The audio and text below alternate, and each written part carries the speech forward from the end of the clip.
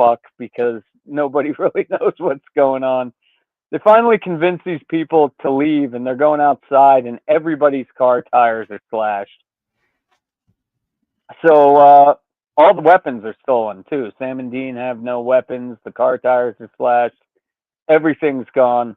So they decide to go back into the house, and Dean and Sam convince them to make a salt circle, and they're just going to hang out inside of this salt circle. And man, not a lot of notes on this one.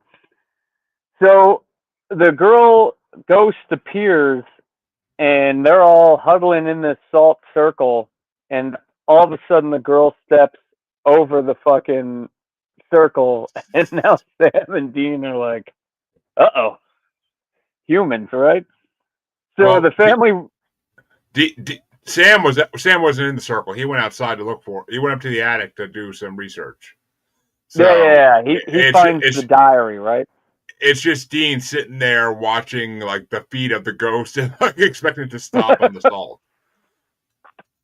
Which I think they would. I mean, they would think it was more human from like all the appearances they've seen of this ghost. That's not like disapparating. It's like walking through doors and shit. And it's but and all the guns are missing. The tires are slashed, and like no ghost does that shit. Yeah. So they rush outside, and they're heading to the shed, and they find out that the youngest boy, Danny, is missing. They tell Susan and Kate to go hide in the shed, and then Ted and Dean, they go check inside the house, and Brian and Sam, the dad of the kids, and Sam, they check the grounds outside. So Dean figures out where a hidden door is. They bust through that, and it's in this wall space. And I mean, this is like Children Under the Stairs, The Boy 2 at this point. Like, it's just people living in walls. And they find a whole bunch of like half-eaten rats and all sorts of crazy stuff. And the girl sneaks up behind him and kills the brother-in-law, Ted. So which he was kind of a dick, so I wasn't too sad about that. Yeah, but wouldn't you be? Sam and Dean show up, bossing you around, already hit him when, like, not to get in the circle. So Dean ends up taking Ted's lifeless body back to the shed out there, and Sam had already read this entire diary of Rebecca, which I thought was kind of crazy. It's a pretty thick book to read in the dark that quick. And the diary reveals that Rebecca Gibson was raped by her own father and became pregnant and then hung herself.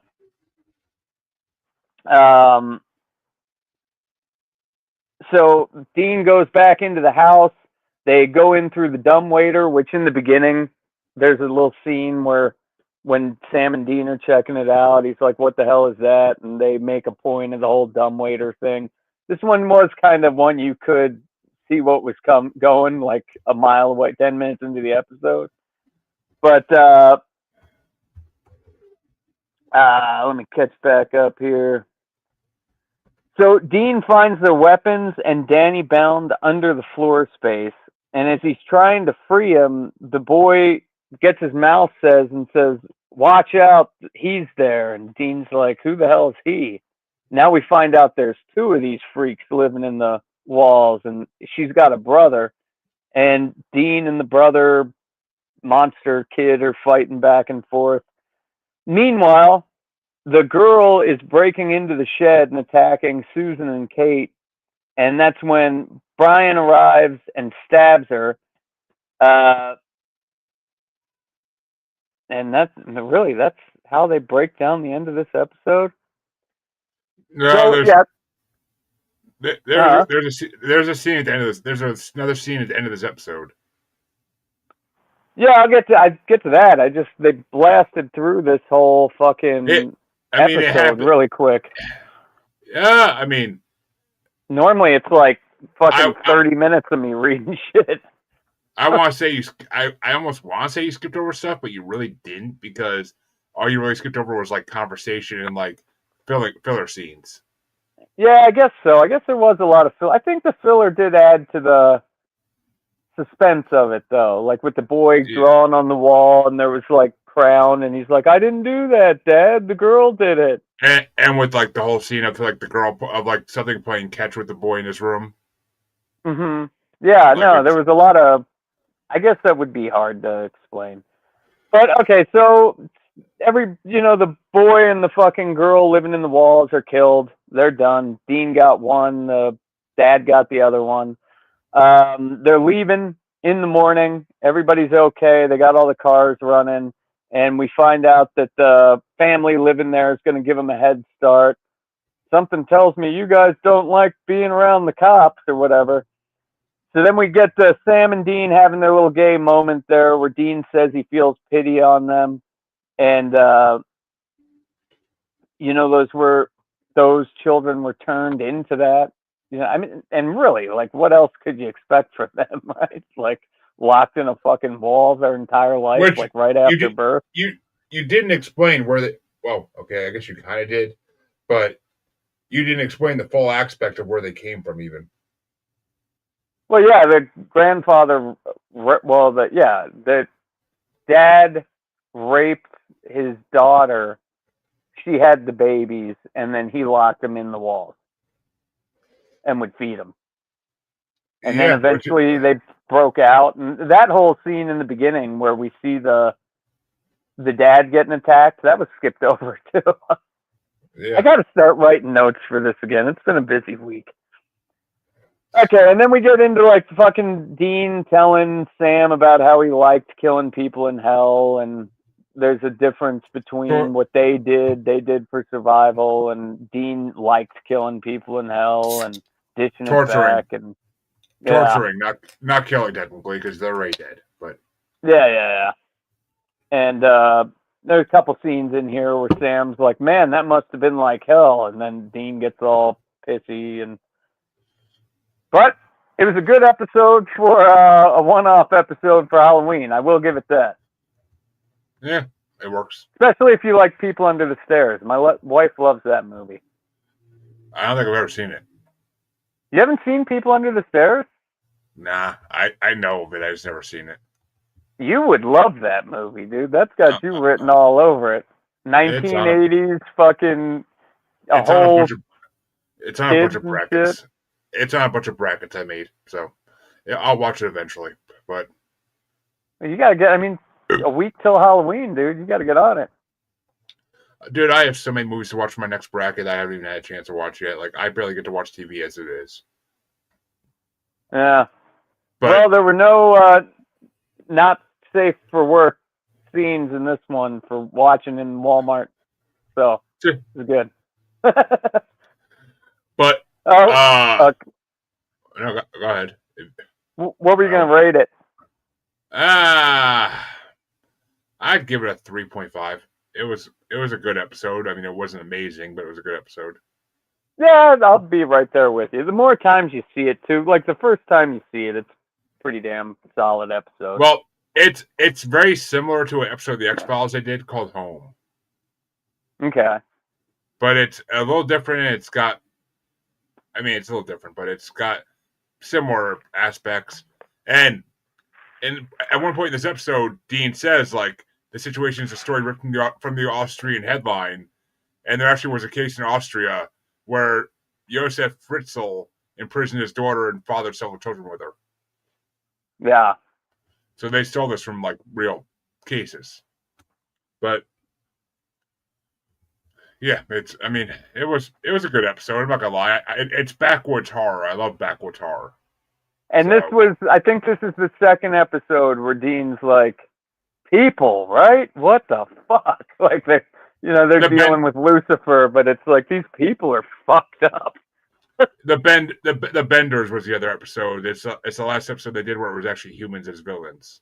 Yeah. Well, humans that aren't hunters as villains, I should say. But yeah. Or FBI agents. Yeah. Well, that's why it's funny when when the dad says to him, like, "I'll give you a head start because I don't think you guys like the police too much." Dean's like, "It's Yeah, a mutual thing. It's a mutual thing. yeah. Trust me." Feelings But mutual. folks, I guess it's time to get into my episode, and my episode was season 4, episode 12, and it is Criss Angel is a Douchebag, which was written by Julie Siege and directed by Robert Singer himself. And well, I'll get to that in a minute, next part. But actually, I'll get to it right now because we start off this episode and we're in Sioux City. It's Magic Week, and a magician, Jay, sits in a bar amusing the bartender with his card tricks. Which Jay is a huge guest star for this show, Mr. Barry Bostwick himself, aka the mayor from Spin City. Which was one of my favorite fucking sitcoms of the late 90s, early 2000s. But I don't think I ever saw it. oh, Michael J. Fox is on it like regularly. It's fucking amazing. But and then Charlie Sheen takes over when Michael J. Fox gets his shaky stuff. Parkinson's crap. Yeah. When he gets that, Charlie Sheen takes over his role. It's a really good show. But and Barry, it's about the mayor's office in New York City, and Barry Bostwick is the main character. He plays the mayor. And he's hilariously stupid. But he's sitting at the bar drinking a whiskey, showing the bartender his card tricks, and a younger magician, Patrick Vance, is heckling him, calling him washed up.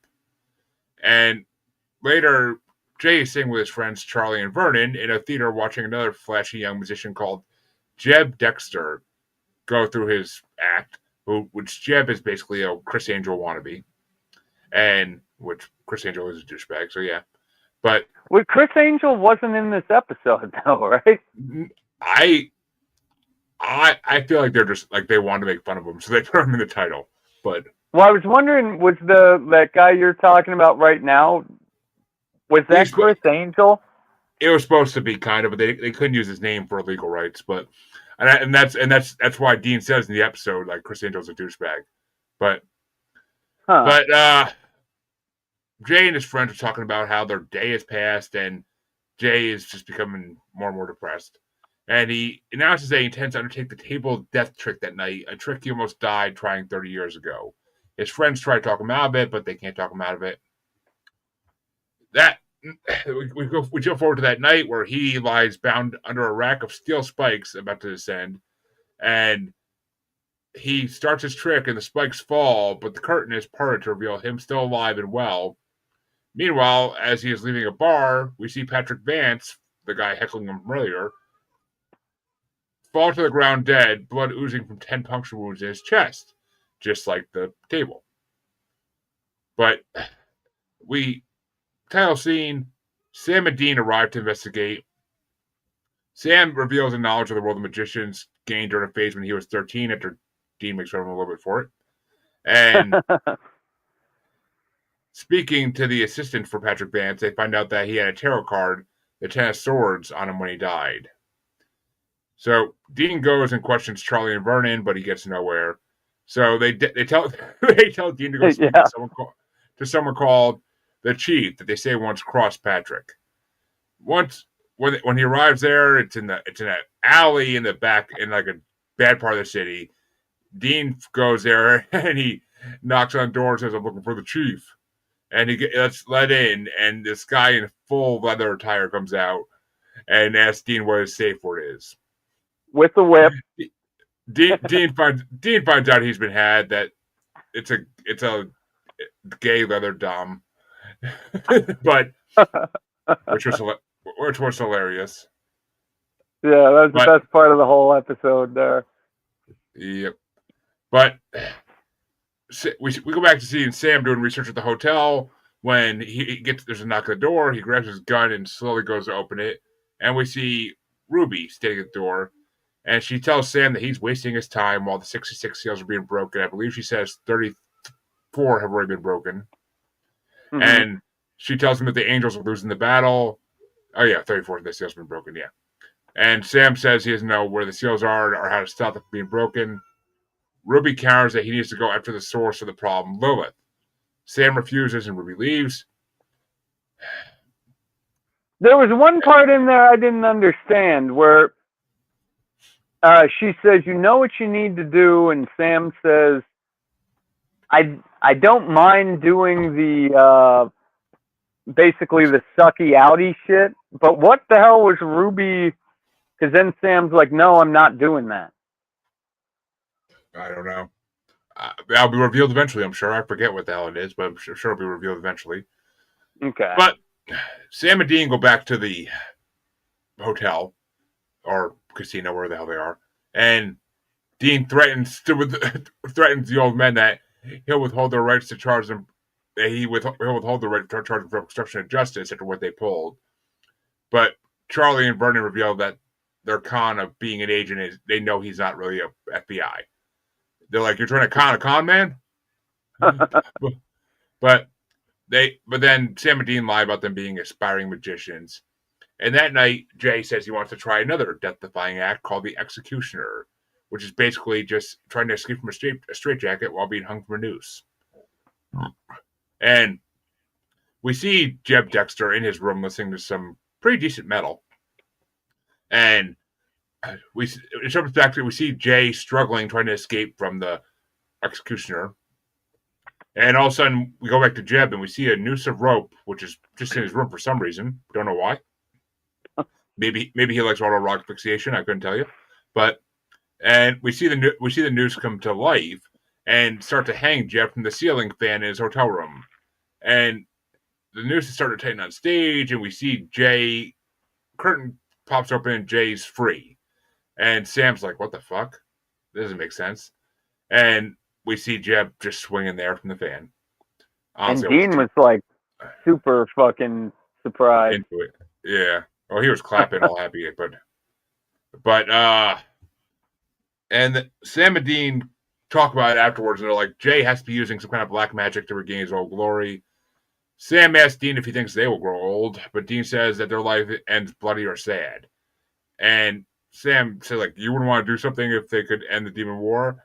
And Dean's suspicious that Sam isn't telling him everything, but Sam denies it. But back at the theater, we find out that Jeb is dead, and he also had a tarot card, the Hanged Man, on him.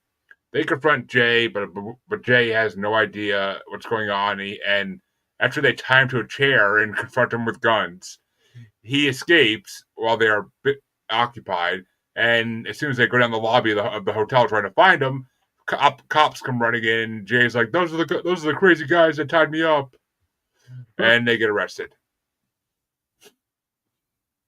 But Jay, we see while 17 are in jail, we see Jay admitting to his friend Charlie that he doesn't know how he is performing the feats, and that he intended to kill himself the day he performed the Table of Death.